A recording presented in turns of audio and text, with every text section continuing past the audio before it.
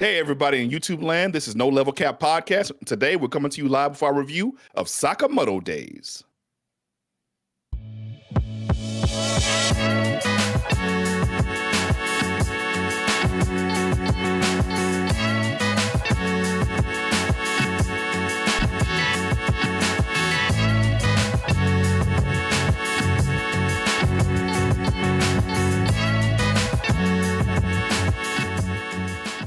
Yo, welcome back to the No Level Cap Podcast. I am your host, Sage Ashford. These are my co-hosts, Rakeem Beck, Terrence Flowers, Devin Butts, and Will Coleman. By now, y'all know all the rules, all anime, all video games, all nerd culture, no bullshit. This week, we getting back to our roots a bit to talk about one of the biggest anime of the season, Sakamoto Days.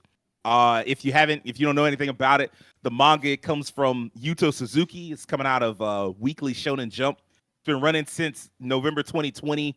And I've been hearing about it for years, almost as long as I've been hearing about Spy Family, which makes sense because I think it came out like a year after Spy Family. It's been like a moderate success for Weekly Shonen Jump, but they can't cancel everything. And some of their biggest hits are basically wrapped up now. So, I mean, we got to keep something, which is awesome because we are now 5 episodes into this show, and I love it. It's worth noting it's only 11 episodes for season 1, so we're basically halfway through the season already. If you don't know anything about it, I got the synopsis from Netflix. Basically, when Sakamoto meets Aoi, the convenience store clerk, it's like love at first sight, and just like that, he retires. Sakamoto gets married, has a daughter, opens a mom and pop store in a quiet town, and completely transforms into a plus-size man. To ensure a peaceful life with his beloved family, the legendary ex-hitman bands together with his comrades to face off against the looming threat of assassins. All right, so that's the basic idea, the basic plot behind it. And so now I just want to go ahead and get into it and see what y'all think about it. Devin, what did you think of Sakamoto Days, the first 5 episodes?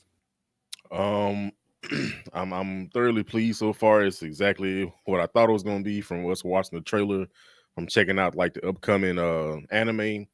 It's dope. It's my type of anime. It's kind of put me in the wheelhouse of One Punch Man and Marshall, where you have this character that's like insanely OP, but he's just kind of just a simple guy. He's just a great guy. He's this guy just trying to protect his family. He loves his children, his wife, but he has a past, and it also kind of goes into. I know Rakeem, we were joking about this a few days ago.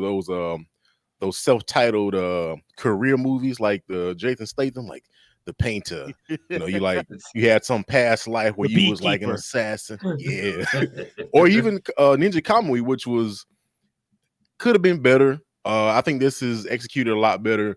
Having him have a past and it come back to like kind of haunt him is like he's in this weird thing of like, okay, I want to protect my family, but I made this vow to my wife, and if I do this thing, she'll divorce me, and I don't want to get divorced. So, but it's awesome. Sakamoto is a dope character.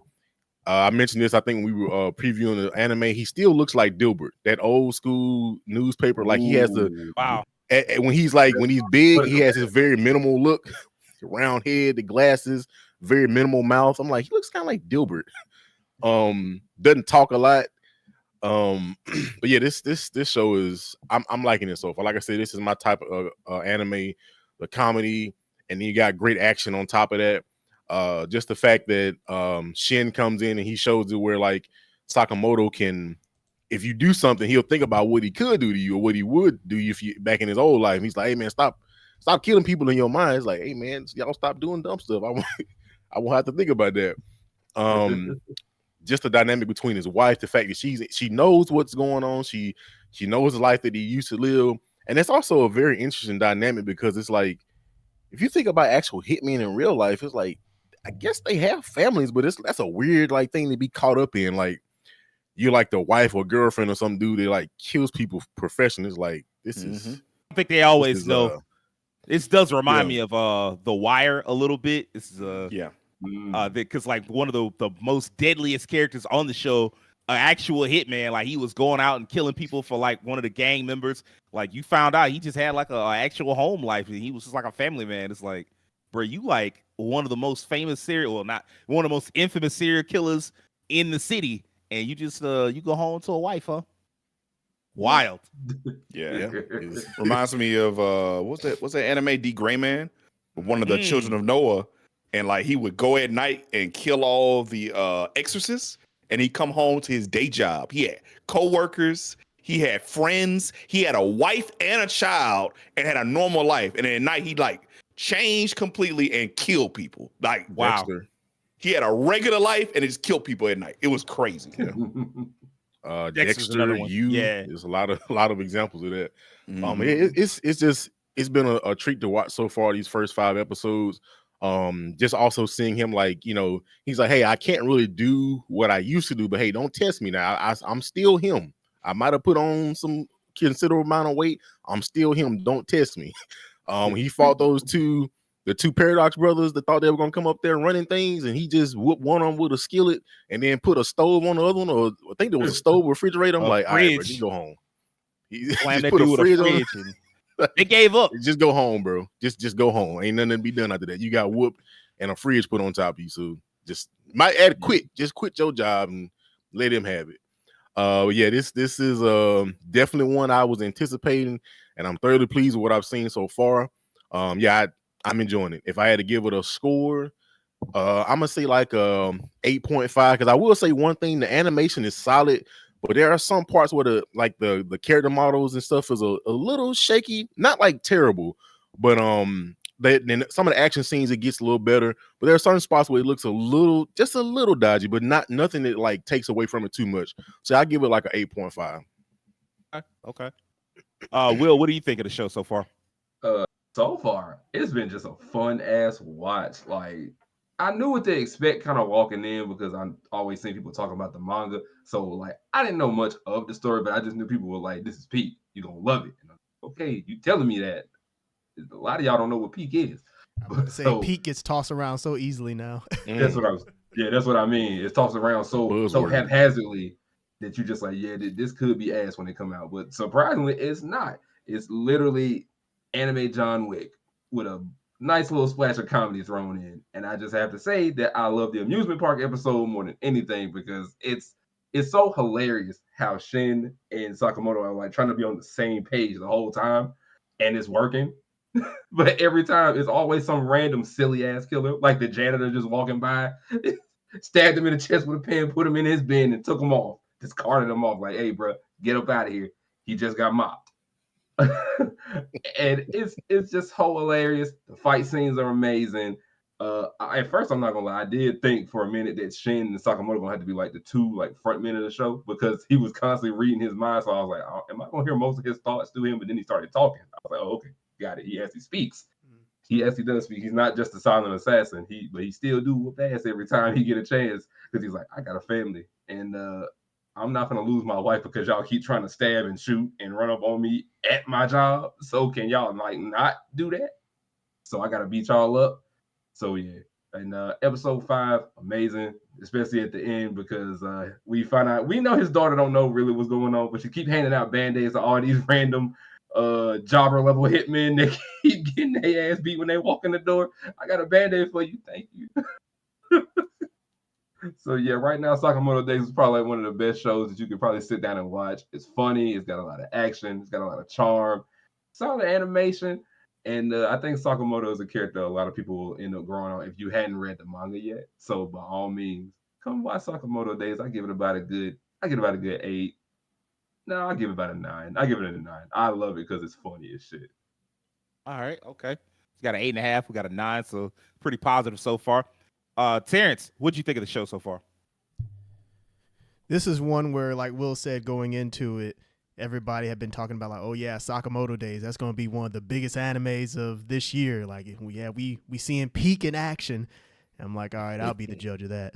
I will say, this is one of those cases where the 3-episode rule, I feel like it can help, but at the same time, if just by 3 episodes you aren't as like pulled in as you would like to be, sometimes it does help to go a little more just to see what happens.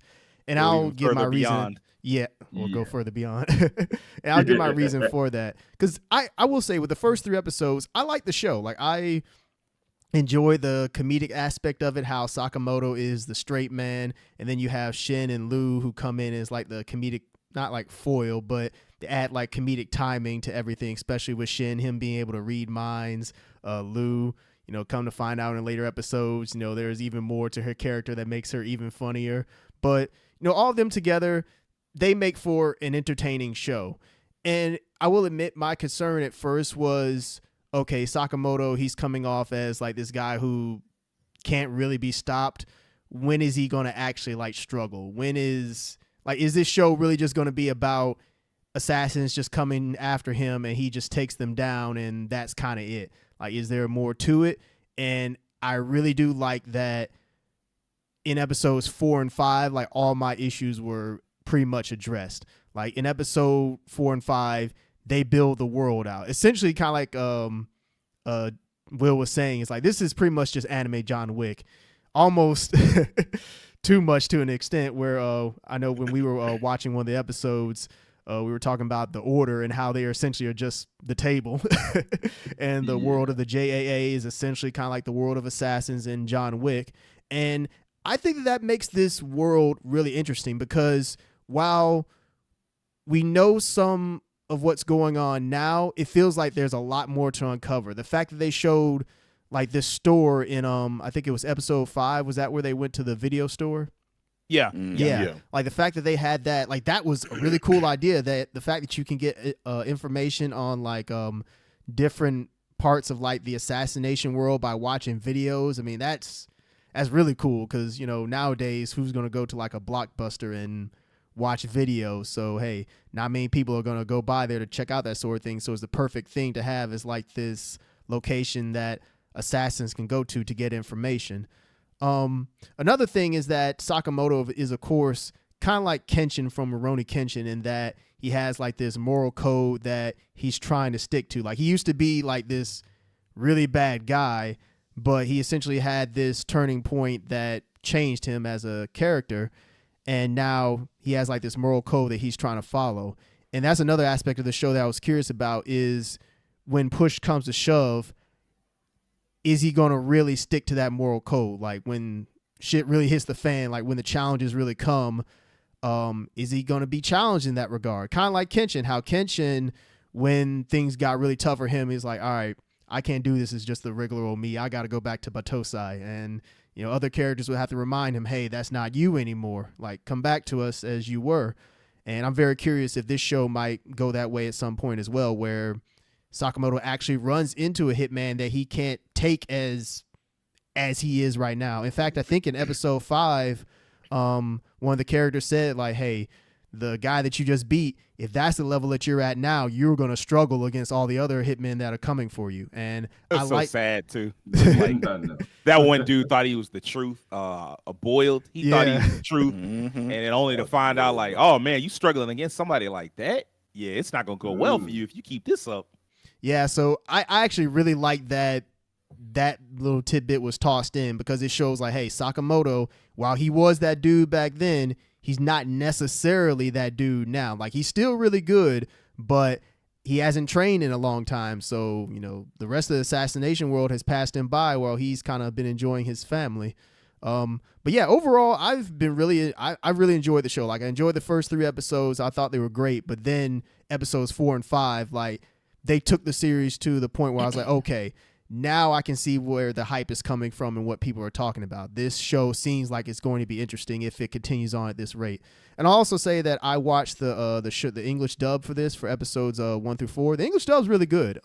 Matthew Mercer is Sakamoto, and they actually got a bunch of other actors and actresses that haven't done like a lot of dubbing work, but they're known for other stuff. And so far, everything sounds great. Like this is. Usually Netflix is pretty good with their dubs, and I think this is another great one that they can add to their list. But yeah, if you haven't checked this out, if you like John Wick or you just like action anime that have like some comedic elements to it, I think you'll have a good time with this. I'd give it a 8.5 so far. Hey, 2 8.5s out of 9. All right. Rakeem, how you feeling about this show so far? Yeah, I'm loving this world we're in now. Like the last decade was like dominated by isekais, and to some degree it still is. And it feels like we're kind of moving into this age where I call the wholesome hands era, where you had Spy Family and Buddy Daddies, and now this, just like where you have these characters who are juxtaposing their lifestyles of either assassination, spies, killing, some type of like rough lifestyle, and then bringing in the family element to kind of balance it out. I think that's actually pretty cool. And then we're getting like a different type of protagonist now, like an older protagonist who's seen things and experiencing change that we like at our age graphic are kind of going through in real life. A lot of us are going through like our transitions from like just being work focused to finding out, hey, what is family life going to be like for us, or things like that. I think that's kind of fascinating. What's up, Terrence? Real quick, since you mentioned age, when they showed like the flashback for Boiled and Sakamoto, did you all see the ages that they had them at? And I'm like, you all look like grown men, yet they had him as like teenagers. Said Sakamoto was like 15 or something. No, like he's 14. 14, and the Boiled was 15. Nah. I'm like, bro, you all looking No like way. JoJo characters. Like, ain't no way. Yeah. It's been 5 Rocky characters. years. That head of the Yakuza is like 19, like he's 50. Yeah, definitely. They sometimes they can't help themselves. They still got to make 14-year-olds look like they're 27. I still don't understand that, but hey, I guess it works for them. Yeah, overall, I've quite enjoyed this show. I came into the show first of all with no expectations. I just went off of the trailers. I didn't look up information about it. I knew it was about like a dude who was a hitman who became a family man, and that's all I knew. But I love the balance they have of action and comedy, and it's weaved together. Like the show doesn't take itself too seriously most of the time.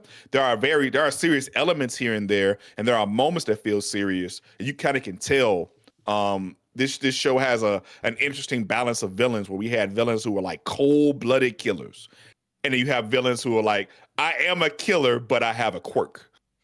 Kind of deal. So it reminds me in that regard almost like a traditional anime like One Piece or something, where you have these serious characters and then they have these weird quirks about them that kind of kill that tension to a degree and just allow you to enjoy it. I love how Sakamoto, like you guys said, I know brought in the comparison like John Wick, where it felt like at one point he was the pinnacle of what being a hitman was. He was the measuring stick, and many characters in this show, villains, organizations, still hold him into that regard. But like you guys said, time has passed now. He's become a family man. He's a store owner now, and he's let himself go to a degree as well. So now like you kind of get to see how the world has changed, but still a lot of people hold him to that regard. And now that he's had this past, it's catching up to him. I love the side characters in this show. The boy who's a psychic, so he reads the mind of Sakamoto, and when Sakamoto's very quiet about, probably intentionally, about his intentions and talking to people who doesn't want to talk a lot, but when he talks to dude in his head and he's like kind of getting his feelings across, it's a way for him to communicate without letting everybody know what's going on. I think that's pretty cool. But also I kind of like also the balance of like how he has these characters who have these difficult pasts, the psychic boy who's a hitman, the girl who was from a mafia family, and how he brought them into his family, into the store. The store is like a really pivotal part of this show. And it's also like his safe haven, like the place where he doesn't want anything bad to happen, or people who even though they have a rough background, can kind of rebuild themselves into something new and find jobs. I think that's dope. The latter half, like Terrence talked about, of this season, like we watched the first 5 episodes. It was kind of cool to see older hitmen reminisce about the past. The hard-boiled guy who is like this just weird noir detective dude who's like stereotypical and obsessed with that lifestyle. And they show how he wanted to build himself up and kind of he measured himself up to Sakamoto to a degree, and he showed him that like, I've grown as an assassin while you stayed the same way. Now it didn't work out for him in the end, but it was kind of cool to see like characters you didn't even realize were getting character development got character development. I thought that was pretty dope. So it shows this show is more than just a spy of the day type deal. I love the balance with his wife, the rule he has, like the no kill rule. It turns the show into just a hitman thriller into almost like MacGyver, where he has to be very creative in the tools he uses. He's stopping people with like food clamps and pens and pencils and refrigerators. Uh, so he has to use all these nonchalant, weird ways of taking out these professional killers that nobody else can, because he's so skilled at what he does, he can do it. Maybe other people wouldn't be able to do that. And it takes the no kill rule and makes it actually more interesting to me. Like, now that he has to be creative at how he takes out people, it makes the no kill rule like, oh, how is he gonna do it this time? Like, they're on a roller coaster. They're fighting on a roller coaster. How is this gonna work out? By the way, that roller coaster fight was so freaking cool, man. It was so bulletproof over the top. I know, right? Bulletproof. They were in the air, wild. jumped off the roller coaster, dropped. Man, that was crazy. There's a lot of spectacle in this show too. A lot of crazy moments. The fights, like, then these, I just call these people superheroes. They're not. This ain't humanly possible. What they doing. When you see some of these fights, if people in the audience who watch this video, if you see these fights, you're gonna be like, what the fuck did I just watch? These dudes are flying into skyscrapers, jumping off of roller coasters, man, getting hit with giant refrigerators, man.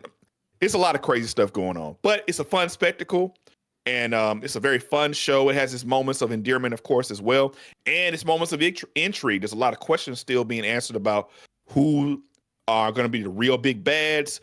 What are we going to learn about people in his agency that he used to be a part of? And is his past going to finally catch up to him? How is he going to keep the people around him, his found family and his real family, safe? So I find that interesting as well. So overall, I've quite enjoyed this show. It's kind of like the new Mashal to me a little bit, like the lighthearted anime with high action that's quality. So yeah, I'm very similar to you guys. I'm saying about like an 8.5. I'm liking where I see. I do want to see more. I want to see how this season finishes strongly because it has me intrigued. If they finish the season strongly, I will definitely be looking forward to this anime for years to come. It's got a lot to go too, because I mean, like, it's 20 volumes deep as far as the manga goes. Multiple arcs. This is just the fifth episode takes us to the end of the first arc. Very strong, I thought. It's interesting. I do the writing about anime and stuff like that as my job, part of my job. And I was writing about Black Clover the other day, and I said, man, Black Clover kind of the last of the old school type shonen, where you got like a young kid and he has like a unattainable goal and he's gonna reach that goal. Like, oh, I want to be the Hokage, I want to be the king of the pirates, all that type shit. And then you're like, of course, Asta, he wanted to be like the Wizard King and shit. And it's like, nah, we don't. I mean, like this, there is no more of that. You're starting to see less and less of that. And Sakamoto is another one of those that's like, I'm not like that. I mean, he's not really aiming to be the strongest. When the show starts out, he's already a legendary protagonist. He's already a legendary assassin. And yeah, by the end of episode 5, you do see that he has to, like, all right, I may have to go back to train and get better. But like, he's still of a level that's beyond most people. And in fact, like, only the Order really is able to keep pace with him. Like, even Boyle took it 5 years of Sakamoto basically sitting on his ass, getting fat, raising his kid, all that shit. 5 years of that, and still the only thing Boyle could do was like make him kind of take it serious. But the moment it got serious, Sakamoto was like, yeah, it's over with. Like, there's nothing you can do. You can't, like, he had his little special techniques, and he had improved on them, because you could see the difference between like his old Rocket Punch glove and the new one. And like, he had added like the super balls and all the other and it didn't matter. Like, the second Sakamoto, like, he was like, oh yeah, I remember you. I remember how your devices work. I remember the ingredients that it took to make this shit. And as soon as he remembered, he was like, all right, that's it. Yeah. Sorry. And 2 minutes later, that fight was done. But like, and that shows you the level that he's at, and he still has to like, oh, I gotta get better, because like the serious assassins are even better than this. This is slightly a return to like 80s style protagonists, just slightly. Where you get like older heroes like Kenshiro, or I want to say Jotaro. Jotaro wasn't really old.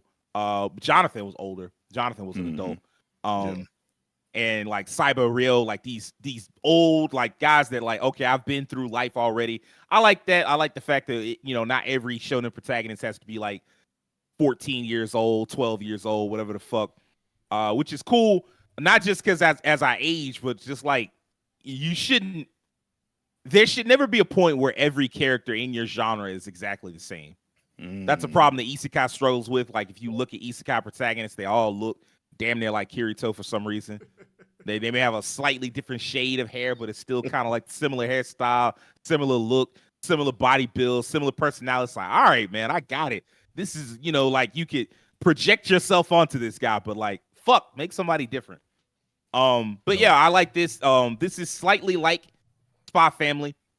You could tell like there's some inspirations, but I'm gonna be honest, I like this so far way more than I like Spy Family. It's got a more developed world because like with Spy Family, the world really just seems like it exists to just tell stories about this family, this makeshift family. And this world feels like, okay, we've already done more. They've done more to develop this world in 5 episodes than I saw in the first season and a half of Spy Family. And they have like a more logical lead. It feels like there's plot progression from season to season. Like, cause I mean, what's the plot with Spy Family? Like, you gonna wait till Anya becomes like a grown woman? Like, what's going on here? Like, you just go sit there the whole time? That's not possible. You're not gonna follow that long. But like this feels like there has to be an end point, and it feels like episode 5 kind of gave us the clear, okay, these are the villains. Like, this is the reason why people are looking for you. And once you shut that down, maybe you could go back to your regular life. And so it's pretty exciting to see that. One of the things I noticed, by the way, of course, y'all brought up the John Wick. That's intentional.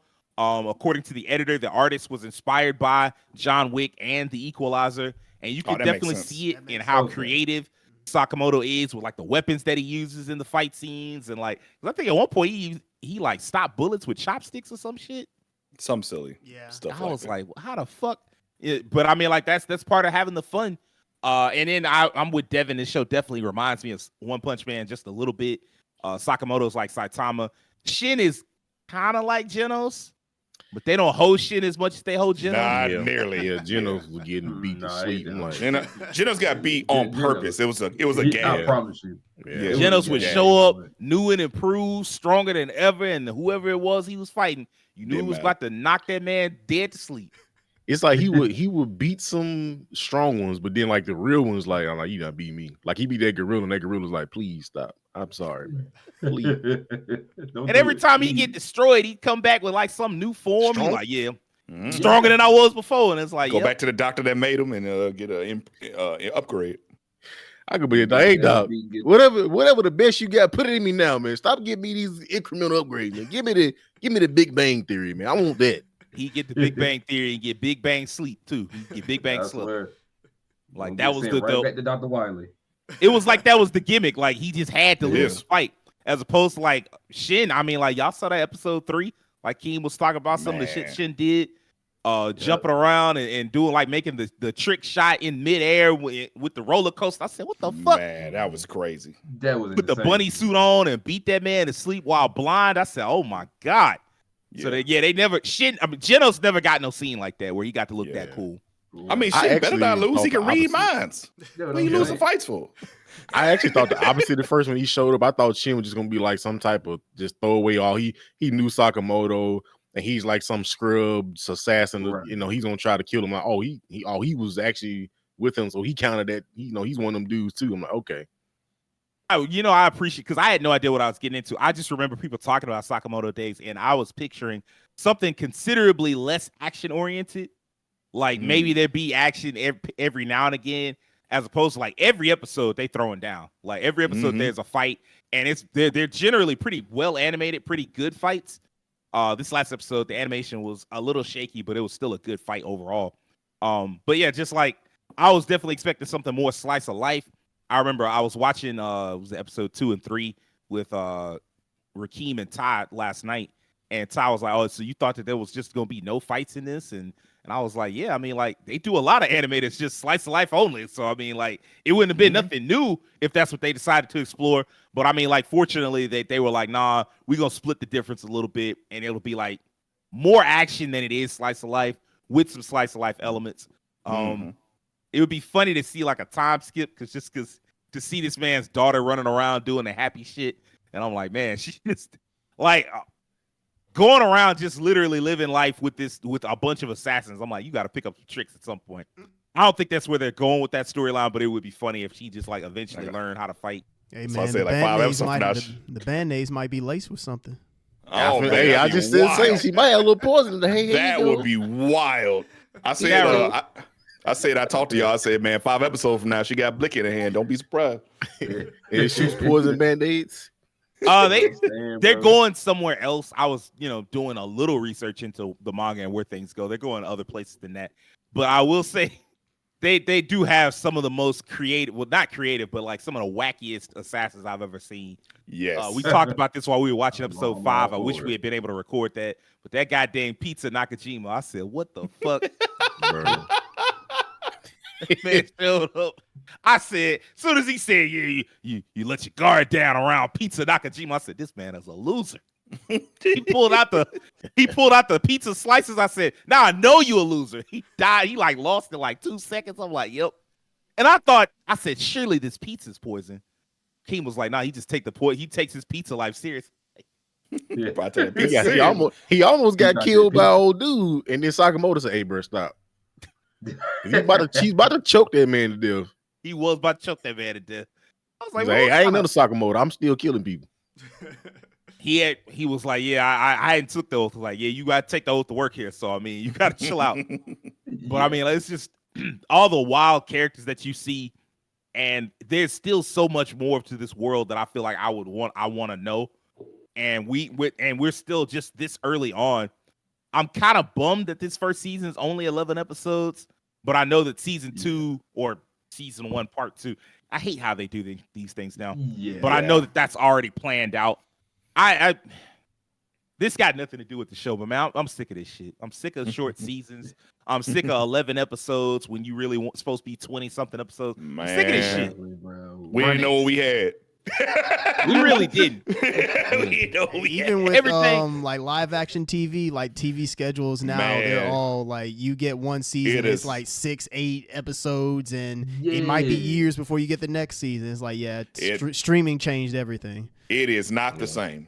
Fucking Daredevil, the new Daredevil supposed to be coming back. I was so excited. They said, oh, we're going to do one season, 18 episodes. I said, oh, shit, yeah, let's go. Yeah. We're getting like an actual show with an actual length, some actual episodes we're going to get to see. And all of a sudden, like, before we could get to the finish line, they was like, oh, we lied. We actually going to split this in half, and you're going to get the first half 9 episodes. And then, I think next year we might give you the second half 9. Bruh. Come on. I want my 18 straight. It's so many shows out, and it's like I'm not going back and rewatching everything. It's 50,000 shows coming out every season. Not just in anime and live action. It's always some new shit coming out. And then you're going to air 9 episodes, go away for a year or more. And then by the time you come back, you like, hey, you remember us? No.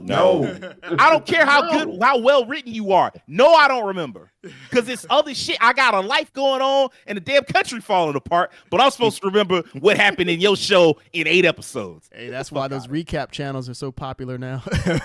Oh, is that a thing? Oh, man. Definitely are. Recap channels are, I think. Oh, yeah. I personally know people who watch recaps of animes more than they watch shows. That's how I found out. And you actually factor in that you have like people who do it with AI too now. It's like, those recap channels are like an easy way to make money. They just put recaps, anime they just audio the subtitles. Yeah, that's it. I mean, I heard now that I think about it, I think it was Ty that was telling me about all the horror movies he was watching recaps of or whatever. Okay, I guess that was everybody. It's not just horror. I thought that was just one channel. I used to that was just doing something unique. I would do that sometimes for like manga reads. Like mangas, I was like, I don't feel like really reading this, but the idea is intriguing. So if this recap is good, I might read it. I've done that a lot. I've seen a lot from manhwa too, where like they did, and they also always have like some outrageous title like this kid ended up dating this woman after 18 days or something like that, and it's like a recap of like the entire manhwa or something along those lines. And their titles are always like that because they can't say the name of the manga in the title when it might get copyright striked. So they'll just give you the synopsis title. So and you're just like, hey man, this caveman really went back in time and slapped Hitler, in the face. You might want to check it out. And that's how they get it. He'd have to go forward in time, but I see where you're coming from. Wow. I had no idea, but I mean, that makes a lot of sense. I mean, I'm just tired. Like 11 episodes is crazy because it's like we 5 episodes in, which is cool. And it's like, that's just enough for me to kind of like, okay, I got the taste of it now. It's like Terrence said, like Terrence felt like he had some doubts about the show. and it's only at episode 4 where he was like, okay, I'm starting to feel the doubts go away. Episode 5, you felt like, okay, I can see where the show could be good. And it's like, all right, cool. Like, you just sold somebody on the show, and it's like, oh yeah, cool. You got 6 episodes left to enjoy it. Like, bruh. I'm so I happy know- Dragon Ball. I'm so happy Dragon Ball Daima didn't end up stopping. I'm like, I appreciate you. well, Daima, I don't know if Daima is going to get a second season. As Nah, far it's as I only one know, season, right? as far as I know, it's just the 20 episodes, which is even that, like 20. Like, what are we Should have doing? been 24. Exactly. Give me the 24 and shut the fuck up. Like, stop. And I mean, like, I know, like, they got on Netflix now, and so they feel like freed from like the way that they used to have to air things on cable. And cable had a certain way that you had to do things. They wanted a certain number of episodes for syndication or for like so that it would air properly throughout the week or throughout the year, and then they could air it again in reruns and shit like that. But like, I know that cable had a way that they wanted to do it, but also it just was better that way because we got a chance to enjoy a full story as opposed to you trying to truncate it and cut out as much as possible. And some of y'all, and I know this is we getting further and further away from Sakamoto Days, but some of y'all don't like TV We'll shows. tie it all together. Well, yeah, we'll tie it back together. Some of y'all don't like TV shows. Y'all just like movies. And you just want movies. That's why everybody is always like, oh, this is too long. Like when Netflix used to do it, 13 episodes, y'all be like, oh, it's too much filler. I wish it was shorter. Then it was 10 episodes. Oh, it's too much filler. I wish it was shorter. Now it's 8 episodes. Oh, man, they really got to get these episodes. Like, goddamn, you just want a movie. And it's okay. Yeah. Go watch the fucking movies and leave television to the television people. Shit. Now, what I do want to do is look up and see how long it is before season 2 starts. Okay, so that's still this year. So I'm guessing season 2 is either going to be in the summer or the fall. I'd imagine the fall. Yeah, summer, July. Oh, summer. Oh, okay. So basically it's going to wrap up in 6 more weeks. So early March or mid-March, and then it'll go away and come back in July. I got you. One thing also, since we talked about like episodes and like how many episodes, one thing also that's been changing because of streaming is a lot of shows these days have very varied episode length. And that's kind of weird sometimes. Yeah. You might have a season of a show. One episode is like the first episode is like a mini movie. It's an hour and a half or something. Then the next episode is like 45 minutes, 30 minutes. You're like, this feels weird as fuck. I ain't gonna lie to you. It do sometimes. Well, I mean, the first episode, I'll give you a little leeway. If the first episode is long, like the first episode of Oshinoko is like 90 minutes, because they really just took the first 3 episodes and shoved them together, which made sense given how Oshinoko played out. And like with the first episode, they needed all of that time to sell you on the basic premise. It's like, okay, I understand. And then after that, as long as you go to like your standard length, like whatever you're going to be going forward, I'm fine with that. Yeah. Shows have been doing that since like the 70s or the 80s. Like they would start out with like maybe a mini movie or like a TV movie or some shit. Yeah, and there's some studios that are known for that more than others. Like Ufotable, they're known for like the first episodes of their seasons being like an hour or like 45 minutes, even whether it's Fate or whether it's Demon Slayer, they usually do that, and then the rest of it is usually follows like the actual format. Now, if you get to if every episode is varying length, then now I got a problem. Yeah, that's what I'm talking about more. So like I've seen some shows have like really varied length per episode, and I'm like, man, this feels really weird. I will say that's more of like a live action thing than like anime. Anime usually stick more so to like the format just because they're still on Japanese television, so they have to. But stuff like Stranger Things and Squid Game and whatnot, like the episode might vary in terms of like how long it is. One episode might be an hour, 10 minutes. The next episode might be 40 minutes. So yeah, it definitely varies. Yeah. I heard Monday Night Raw was doing something similar to that, where it has. Some episodes run 3 hours. Some episodes is like 2.5 hours. Some episodes 2 hours 40 minutes. It's like, hey man, we're on Netflix now. We do whatever we want. It's like, oh my God. It does feel weird. I ain't gonna lie. That I'm a little more willing to let people slide on because it is like a live show. You're doing like there's things that may change, and you may want to just stop the episode. Like we've plotted out this much, and we just want to stop. For like a show that you're writing in advance, it's like, hey man, you ain't know how many minutes you needed per episode every week. Like, how do you not know? And like Terrence said, like, like something like Sakamoto Days, it is adapting a manga as well. and so you need kind of a certain length of time, and it's going to air on Japanese airwaves, so that helps. They seem to be moving along at a pretty decent clip, which makes sense because they're so far behind. You do have, I think that episode 5 brings you up to chapter 15, so about 3 chapters episode roughly. That makes sense. I like that pace. I tend to prefer 3 to 4 chapters an episode. Where do y'all think the show's going next, if you had to guess? You mean plot wise? Yeah. Well, they're clearly heading towards whatever that serial killer who's attacking the other assassins is. So I'm wondering if that serial killer is going to have a relationship to Sakamoto at some point. Maybe with somebody in the past he could have stopped but didn't, and it's come back to bite him. Kind of like Monster. Or something like that. I think that would be kind of interesting to go that way. And also his relationship with this organization. Some of the members fuck with him, some of them don't. So like, who are they going to be like having to work together to fight this guy? Or are they going to be at odds with each other more? I am interested in seeing how that dynamic plays out. Okay.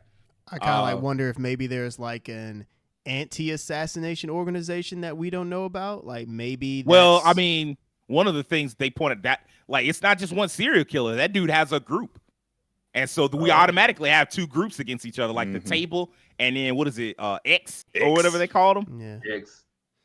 So I don't know. Like, do you mean like a third group? Oh no, that's what I was meaning, was just like that the group, like I guess that guy is a part of, like X, like are they like maybe like some anti-assassination organization? Like did they once work with the assassins and maybe like spun off in some kind of way? Like there's definitely different. They could do something with this. I'll put it this way. It just depends on, how they go about it. Will, what about you? What do you think? Truthfully, I'm kind of like letting the show do its own thing, but seeing as how they introduced this guy with the kids how to draw book and drawing the X on the wall, I was just like, okay, so we got this here. We definitely got a mentally unstable person here. So I'm very not sure about what they're gonna do with him. I feel like he's gonna appear, but he's gonna appear in like a really weird spot. Like he's gonna appear like, I don't know, like they're gonna show us him now. Like they've shown us this guy. We see him, we know him, we are acknowledging his presence. But I feel like his presence won't be made known until like something real small happens, like out of nowhere, like he appears, or he's gonna be like kind of almost popping up for like the next few episodes. Like somewhere there's gonna be an X when they get through doing something. And like, so he was here. Oh, he was here. Okay, so now he's just getting ahead of us. He's been in 4 places before we got there. I feel like he's gonna be one of those characters that just pops up, but we won't fully see him until like later. Okay. Devin, what about you? I personally think Shinra has something to do with it. They're involved in some way. Maybe capitalism. The strings. But in all seriousness, I'm kind of along the same lines of you all of maybe there's something this new person might be related to him. I don't know. I mean, I'm tinfoil hatting it out here now, but man, maybe his wife is secretly assassin, and she's like, "Oh, you got to hold this vow," but I don't have to. Or maybe they have something like this person. This person that shows up might be related to Sakamoto, maybe a family member. I don't know.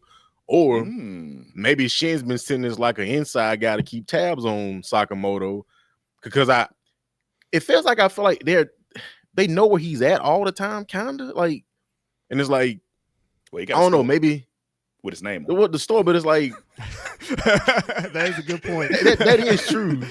I mean, even when they like leave, I feel like they still like at the when they went to the park, the amusement park. So I don't know. Maybe I don't think it will, because like a mole or something. Yeah, I mean, because I don't know if he really gave a full explanation of why he came back, but he's like, "Hey, I'm back, Sakamoto. Hey, cool, all right, And man, and his other guy, the guy that used to work with him, he used to be part of Order. What's up with him? Like, he's still killing. He's like, hey, I'm, when he showed up in that room, he's like, what do you have to do with this? Are you just here for gathering information? I don't know.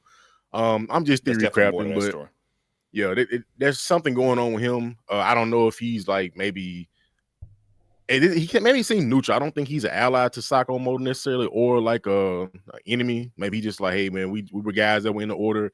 Now we're no longer part of the order. Hey, you do your thing, I do mine. And I also kind of want to know, maybe they'll show like, because normally in assassin shows, like if you leave the order, it's like you only get out by blood. You got to die. Well, I mean, So that maybe, happened already. That was the first episode. Yeah. Well, that's what I'm saying. Like the fact that he left, I guess it's like, well, you just can't. You want to be a family man? Like, no, man, you can't do that, man. We got killing out here, man. To be done. But yeah, it'll probably go one of the ways we've already mentioned, but they'll probably focus on this guy that's around here drawing X's or slur or whatever on the walls, killing these assassins. So I don't know about that name as a group. Slur, right? Me neither. Slur. Especially now, I'm like, oh God, what's slur? Please help. Slur is wild. I do think, of course, this show has a certain vibe, a certain way it's being written. So there's some avenues they just won't go down. I don't think Sakamoto's family will ever be in like real danger. Or you might get that once. You might get that the one time, but like it won't be like because in like certain shows, it's like, oh, you got a family, like cool, we wiping that family out, like, and you're gonna have to just deal with the consequences because you tried to have a happy life. That's not what this show is about. That's not what this show is gonna be. That said, I do think the guy that created X has to be connected to him, because all this stuff started how it's like the bounty got placed on his head at the same time as like all these assassin groups started getting wiped out. And so it's like, okay, that's somebody that knows Sakamoto. They doing that on purpose. Why they're doing it on purpose, I don't know. I do think where we go next, some kind of training, or like some kind of, maybe they go get some extra weapons or something like that, because they did talk about trying to improve their abilities. I think Sakamoto at some point needs to gain some control over his power, because it seems like he's only at full power when he like loses weight. And like, I don't know if he can control when he loses weight, or if he just like, if he fights enough, he just burns off the fat. I don't know. But I mean, like, that's got to happen at some point. It would be cool to see Shin gain a little more control over his mind control, because it does seem like he's good at it, but he could be better. You saw him like trying to train it in a silly way at the end of episode 5. I want to see him try to take it more seriously and see if he can get like a little more out of that. Other than that, the order. We only saw half of the order. Right. Like, if you remember that they talked about that, it was like, oh yeah, everybody's here. And one of the dudes like, everybody's not here. Half of us are missing. And it's like, okay, one guy, he always shows up. I don't know what that man's up to. And in the other 3, they never show up anyway. And I'm like, okay, so that's a whole section of people that all have to have power on the level of Nagamo. And we know Nagamo is like stronger than Sakamoto, or at least like enough of a threat that Sakamoto wouldn't be able to take him like as a joke at any point. He'd have to fight him serious the whole way. And so like, that's a whole bunch of people of that level of strength. And I mean, like, that's not a lot of people, but if you got one person after your life, that's a problem. If you got 8 people after your life that's as strong as you, that's a huge problem. So like, I want to see like, okay, what are those people like? What are they about? And where does that go from here? Obviously, only Sakamoto, only his family have sworn an oath. So I bet we see some more death over the course of the series. Like, they've already shown Sakamoto may not kill, Shin may not kill, Lu may not kill, but like everybody else is like out here just murdering left and right. Like, we got to the end of episode 5, like, oh my God, that was a bloody ass scene. So, I mean, I've seen more ridiculous scenes, but that was still like because like I read the manga up to that point, and when I first got to that scene, I was like, holy shit, murdered everybody. And then seeing it in the anime, it's like, okay, it's still pretty graphic. So I do wonder how many more characters are going to get murdered like that, and how well Sakamoto and the rest of his people are going to be able to protect their house, their family, all that shit. But I think that's going to wrap this episode up. Y'all know what to do. Like this episode, hit the subscribe button if you hadn't. And of course, do me a personal favor. Have an excellent week. Peace out.